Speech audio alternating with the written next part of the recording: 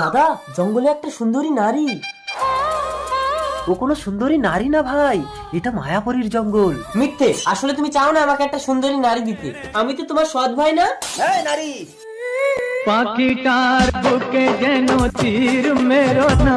ঠিক আছে, তোর জন্য আমি ওই সুন্দরী নারীকে ধরে আনছি ভাই, তুই এখানেই থাকবি, কোথাও যাবি না, নইলে মায়াপুরী এসে তোকে তুলে নিয়ে যাবে।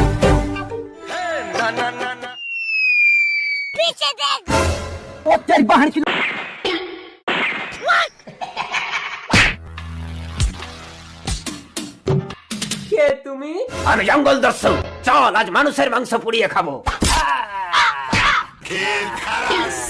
ভাই! দাদা! ভাই এই না তোর সুন্দরী। না দাদা, জঙ্গলেও তোমার সাথে না জানি কি করেছে, ওকে আমি নেব না।